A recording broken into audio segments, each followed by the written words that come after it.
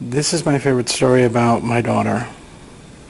Last year, Ariel was being driven to Children's Hospital emergency room because she had a pain that couldn't be explained or controlled. It was late at night, it was raining, and it was cold. And standing at the end of the Telegraph Avenue off-ramp was this young guy with one of the signs for a handout. And he was cold and drenched to the bone. And Ariel begged her mom to stop despite a green light and roll down the window so that she could give this kid some money. She had a $20 bill in her pocket, which was money from, I think, one of her grandparents. And it was money that she was, saving for like a new DS game or something. And the man approached her. He could see that she was thin and, pale and bald and in pain from her chemo treatments. And as she pushed the $20 bill into his hands, she asked him to, quote, go inside where he could get warm or he might get sick. And Ariel was happy. But she's still worried about the man for several days after. My daughter is kinder than I am, more trusting than I am, wiser than I am, funnier than I am. She is my hero and the reason I get up in the morning.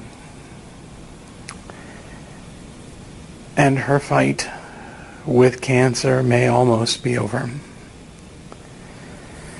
She's been in the hospital now for 3 weeks. She's been suffering painful headaches, and scans showed that one of her tumors on her brain was bleeding and that there was a new tumor forming. She suffered a grand mal seizure while in the hospital, as well as several other smaller ones, before she had burr hole surgery to drain the blood out of the major tumor that was bleeding. But afterwards, her pain continued, and an additional scan showed that the bleed had gotten worse. She then had a double craniotomy to remove the bleeding tumor as well as the new one. But her head pain continued, and another scan showed that the bleeds were still there and seemed to be getting worse. It was at this point that our oncologist told us that there were no other treatment options that they could offer, and that we should take Ariel home and be prepared for her passing. There is just one problem with that, and that's Ariel wants to fight. Samples of her tumor have been sent to Memorial Sloan Kettering in New York City for an experimental treatment. If the agent that they are using with the test shows a positive tumor response, in other words, it shows that it could be effective with Ari, she will qualify for the treatment and she'll have to travel to New York to receive it. This treatment is her last option. If the tests are negative, then Ariel will come home for good, where we will try to fill her days with joy. Her treatment has had a heavy fiscal impact on my family.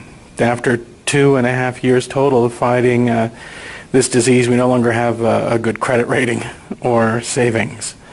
My wife currently cares for her full-time, so we've lost an income.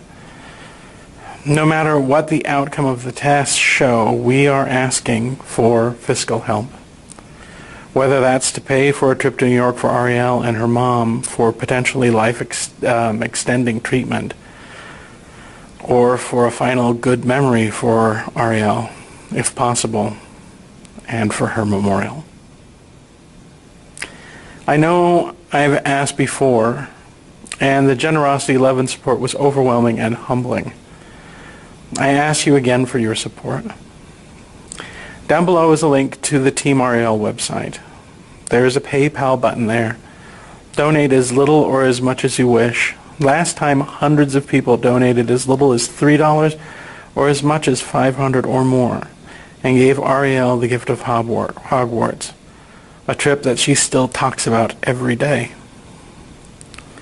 I pray it can do the same for what she faces ahead. If you can't donate, we understand and appreciate your attention and emotional support. If you can, thank you. Your donation means more than you can ever know. And please feel free to mirror and share this video with people.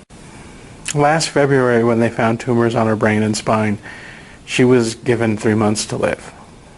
That was 6 months ago. Ariel has always defied the odds. With luck and your help, we may be able to defy them further. Thanks.